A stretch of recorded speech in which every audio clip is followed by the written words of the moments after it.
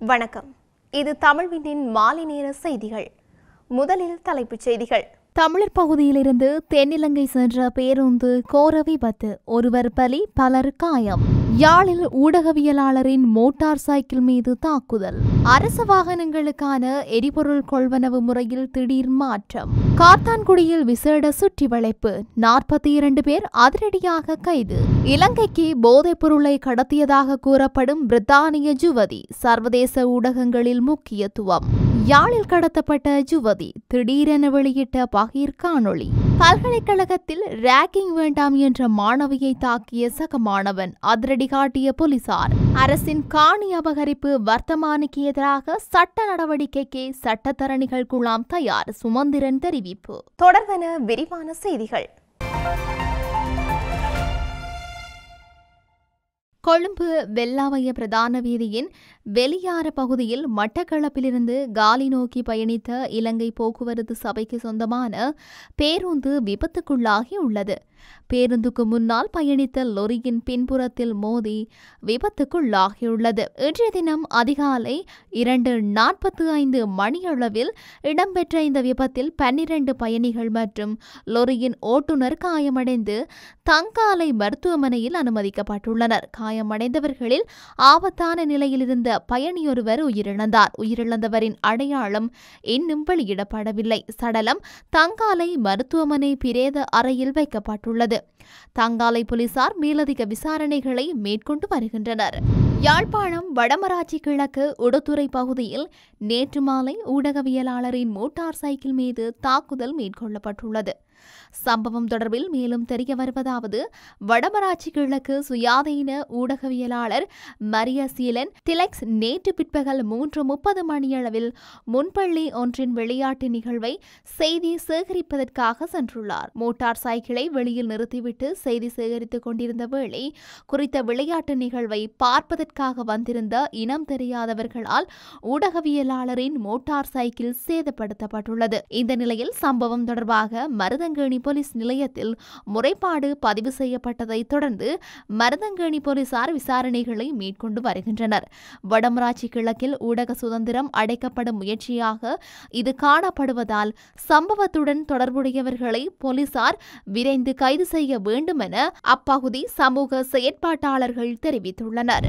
அரசு நிறுவன வாகனங்களுக்கு எரிபொருள் வழங்கும் போது பணம் செலுத்துவதற்கு இதுவரை பயன்படுத்தப்பட்ட கூப்பன் முறையை நிறுத்தி புதிய டிஜிட்டல் அட்டையை அறிமுகப்படுத்த இலங்கை பெட்ரோலிய கூட்டுத்தாபனம் முடிவு செய்துள்ளது. புதிய அட்டை முறை ஒரு மாதத்திற்குள் அனைத்து அரசு நிறுவனங்களுக்கும் அறிமுகப்படுத்தப்படும் என்று இலங்கை பெட்ரோலிய கூட்டுத்தாபனத்தின் தலைவர் ஜனகராஜ கருணா தெரிவித்திருந்தார். இதற்கு முன்பு எண்ணெய் கூட்டுத்தாபனத்தை மையமாக கொண்ட ஒரு முன்னோடி திட்டம் செயல்படுத்தப்பட்டுள்ளதாகவும் குறைபாடுகள் நிவர்த்தி செய்யப்பட்ட பின்னர் அனைத்து அரசு நிறுவனங்களுக்கும் இது அறிமுகப்படுத்தப்படும் என்றும் அவர் கூறினார். இந்த புதிய முறையை தனியார் நிறுவனங்களும் பயன்படுத்தலாம் என்று கூறிய அவர், இதற்கான வங்கி அட்டையை இலங்கை வங்கி வழங்கும் என்று கூறினார். புதிய அட்டை முறை அறிமுகப்படுத்தப்பட்ட பிறகு எரிபொருள் பெறுவதில் முறைகேடுகள் தவிர்க்கப்படும். மேலும் எரிபொருள் நிலையங்களில் நாட்கள் காத்திருக்க வேண்டிய அவசியமின்றி உடனடியாக கணக்கில் பணம் வரவு வைக்கப்படும். அரச நிறுவனங்களின் வாகனங்களுக்கு எரிபொருள் நிரப்புவதற்கான கூப்பன்களை வழங்குவதற்காக இலங்கை பெட்ரோலிய கூட்டுத்தாபனத்தால் இயக்கப்படும் பிரிவு மூடப்படும் என்று தலைவர் மேலும் தெரிவித்திருந்தார். மேலும் சில பெட்ரோல் நிலையங்கள் அரச நிறுவனங்களின் வாகனங்களுக்கு எரிபொருள் வழங்க மறுப்பதையும் இது தவிர்க்கும் என்று தலைவர் கூறியிருந்தார். ஐஸ், கேரள கஞ்சா, சிகரெட் மற்றும் பெருமளவிலான கசிப்பு போதைப் பொருளுடன் 42 பேர் காத்தான்குடி போலீசாரால் கைது செய்யப்பட்டுள்ளதாக காத்தான்குடி போலீஸ் நிலைய பொறுப்பதிகாரி தெரிவித்துள்ளார். 57 லிட்டர் கசிப்புடன் 25 பேரும், ஐஸ் போதைப் பொருளுடன் 4 கேரள கஞ்சாவுடன் 8 பேரும், சிகரெட்டுடன் 1 ஏனைய குற்ற செயல்களில் ஈடுபட்ட 4 42 பேர் இவ்வாறு போலீசாரினால் கைது செய்யப்பட்டனர். செய்யப்பட்டுள்ளனர். காத்தான்குடி போலீஸ் பிரிவுக்குட்பட்ட கர்பலா, கல்லடி, புதிய காத்தான்குடி, தாளங்குடா, கிரான்குளம் உட்பட பல பிரதேசங்களில் போலீசார் நடத்திய திடீர் சுற்றிவளைப்பு தேடுதல்களின் போது இவர்கள் கைது செய்யப்பட்டுள்ளனர்.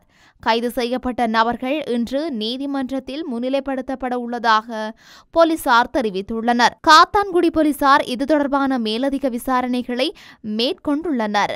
இலங்கைக்கு 46 கிலோகிராம் போதைப் பொருளை கடத்தி வந்ததாக கூறப்படும் பிரித்தானிய யுவதி தொடர்பில் விசாரணைகள் தொடர்கின்றன. அதே நேரம் இந்த செய்தி உலகளாவிய கவனத்தையும் ஈர்த்துள்ளது.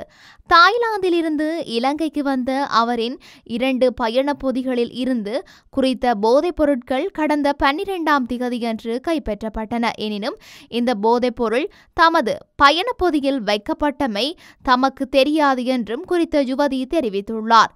இலங்கைக்கு வருவதற்கு முன்னர் தாம் குறித்த பயணப் பொதியில் தேவையான பொருட்களை எடுத்து வைத்ததாக குறிப்பிட்ட அவர் இறுதியாக புறப்படுவதற்கு முன்னர் குறித்த பொதிகளை பரிசோதிக்கவில்லை என்றும் தெரிவித்துள்ளார். இந்த நிலையில் போதைப் பொருட்களை யார் தமது பயணப் பொதிகளில் வைத்திருப்பார்கள் என்பது தம்மால் ஊகிக்க முடியும் என்றும் அவர் குறிப்பிட்டுள்ளார். இதேவேளை அதே நாளன்று தாய்லாந்திலிருந்து ஜோர்ஜியாவுக்கு சென்ற மற்றொரு பிரித்தானிய யுவதியிடமிருந்து அந்த நாட்டின் அதிகாரிகள் போதைப் பொருட்களை கைப்பற்றியுள்ளனர். எனவே இந்த 2 சம்பவங்களுக்கும் தொடர்புகள் இருக்குமா என்பது குறித்து தற்போது விசாரணைகள் ஆரம்பிக்கப்பட்டுள்ளன. யாழில் கடத்தப்பட்டதாக தேடப்பட்டு வந்த யுவதி தன்னை யாரும் கடத்தவில்லை என தெரிவித்துள்ளார். குறித்த விடயத்தை காணொளியொன்றை வெளியிட்டு அவர் உறுதிப்படுத்தியுள்ளார். யாழ்ப்பாணம் பண்டத்தரிப்பு பகுதியைச் சேர்ந்த 22 வயது யுவதியும் பூநகரி கௌதாரிமுனை பகுதியைச் சேர்ந்த 22 வயது இளைஞனும் கடந்த 2 மாதங்களுக்கு முன்னர் திருமணம் செய்துள்ளனர். பெண் வீட்டாருக்கு பயந்து இருவரும் தலைமறைவாக இருந்த நிலையில் பின்னர் கடந்த சில தினங்களுக்கு முன்னர் இளவாலை காவல் நிலையத்திற்கு சென்றுள்ளனர். அங்கு வந்த பெண் வீட்டார் குறித்த யுவதியை பிரிப்பதற்கு முயற்சி செய்த போதும் இருவருக்கும் 18 வயது நிறைவடைந்ததாலும் இருவரும் பிரிவதற்கு விருப்பம் தெரிவிக்காத நிலையில் அவர்களை பிரிக்க முடியாது என இளவாலை காவல்துறையினர் தெரிவித்துள்ளனர். இவ்வாறான பின்னணியில் வழக்கு நிறைவடைந்து வரும்போது பிற்பகல் 4:37 மணியளவில் பெண்ணின் சகோதரன் உள்ளிட்ட சிலர் அடங்கிய குழுவினர் அந்த இளைஞனை தாக்கிவிட்டு யுவதியை வாகனத்தில் ஏற்றி கடத்தி சென்றதாக தெரிவிக்கப்பட்டது. இதையடுத்து காவல் நிலையத்தில் முறைப்பாடு அளிக்கப்பட்டு தீவிரமாக தேடுதல் நடவடிக்கைகள் இடம்பெற்ற நிலையில் குறித்த யுவதி தான் கடத்தப்படவில்லை என கூறி காணொளியொன்றை வெளியிட்டுள்ளார். குறித்த காணொளியில் அவர் மேலும் தெரிவிக்கையில், என்னை யாரும் கடத்தவில்லை, நான் தான் என்னை அழைத்து செல்லுமாறு என் அண்ணாக்களுக்கு குறுஞ்செய்தி அனுப்பினேன். அதனால்தான் அவர்கள் என்னை கூட்டிக் கொண்டு சென்றனர். யாரும் என்னை தேட வேண்டாம். அடுத்த வழக்கிற்கு நான் நீதிமன்றத்தில் முன்னிலை ஆகுவேன் என அவர் தெரிவித்துள்ளார். புதிதாக பல்கலைக்கழகம் வரும் மாணவர்களை ரேக்கிங் செய்ய வேண்டாம் என தெரிவித்த சக பல்கலைக்கழக மாணவியின் கன்னத்தில் அறைந்த கிழக்கு பல்கலைக்கழக மாணவன் ஒருவரை நேற்றைய தினம் வெள்ளிக்கிழமை இரவு கைது செய்துள்ளதாக ஏறாவூர் போலீசார் தெரிவித்தனர். இதுபற்றி தெரிய வருவதாவது, குறித்த பல்கலைக்கழகத்தில் விவசாய பீடத்தில் 3ஆம் ஆண்டில் கல்வி கற்று வரும் சிங்கள மாணவர்களுக்கிடையே புதிதாக பல்கலைக்கழகத்துக்கு வரும் மாணவர்களை ரேக்கிங் தொடர்பாக இடம்பெற்ற வாக்குவாதத்தின் போது மாணவியொருவர் ரேக்கிங் செய்ய வேண்டாம் என தெரிவித்துள்ளார். அதையடுத்து அந்த மாணவியின் கன்னத்தில் சக மாணவர் ஒருவர் தாக்கியதில் அவர் காயமடைந்த நிலையில் வைத்தியசாலையில் அனுமதிக்கப்பட்டதை அடுத்து மாணவியை தாக்கிய சக மாணவனை நேற்றிரவு போலீசார் கைது செய்தனர். கைது செய்யப்பட்டவரை நீதிமன்றில் ஆஜர்படுத்த நடவடிக்கை எடுக்கப்பட்டுள்ளதாக போலீசார் தெரிவித்தனர். இது தொடர்பான மேலதிக விசாரணையை ஏறாவூர் போலீசார் மேற்கொண்டு வருகின்றனர்.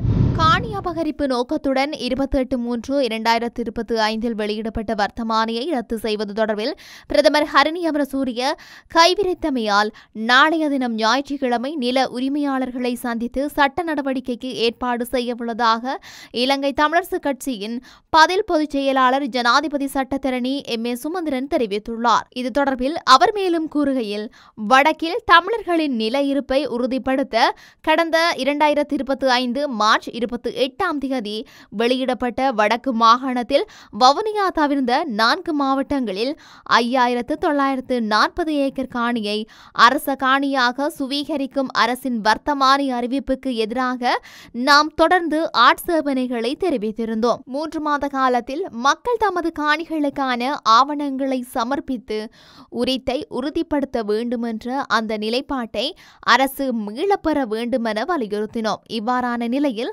அரசு காணி அமைச்சின் மூலம் ஒரு கடிதம் வெளியிட்ட போதும் அது சட்ட வலுவற்றதாகவே பார்க்கப்படும். பிரதமர் நேற்றைய தினம் வெள்ளிக்கிழமை வடக்கு கிழக்கு நாடாளுமன்ற உறுப்பினர்களை சந்தித்த போதும் ஓர் உறுதியான பதிலையோ அல்லது வர்த்தமானியை ரத்து செய்யும் நம்பிக்கையையோ வழங்காதமையால் நாம் அடுத்த கட்ட நடவடிக்கைக்கு தயாராக உள்ளோம். இதன் முதல் கட்டமாக 4 மாவட்டங்களிலும் அறிவிக்கப்பட்ட பிரதேசங்களின் நில உரித்தாளர்களுக்கு தேவையான இலவச சட்ட உதவிகளை வழங்கும் வகையில் அந்த இடங்களுக்கே சட்டத்தரணிகள் குழாம் நேரில் வருகை தரவுள்ளது. இதற்கமைய நாளைய தினம் ஞாயிற்றுக்கிழமை காலை 9 மணிக்கு வெற்றிலைக்கேணி ரம்போ விளையாட்டுக் கழக மைதானத்தில் இந்த சட்ட உதவிகள் மற்றும் ஆலோசனைகள் வழங்க ஏற்பாடு செய்யப்பட்டுள்ளது. அதனால் அந்த பகுதி மக்கள் இதில் பங்கு கொள்ளலாம். இதே நேரம் ஏனைய மாவட்டங்களில் இடம்பெறும் பணிகள் தொடர்பில் பின்னர் அறிவிக்கப்படும் என்றார். இத்துடன் தமிழ்வினின் மாலை நேர செய்திகள் நிறைவு பெற்றன. உடனுக்குடன் செய்திகளை அறிந்து கொள்ள தமிழ்வின் என்ற எமது யூடியூப் பக்கத்தினூடாக இணைந்திருங்கள். வணக்கம்.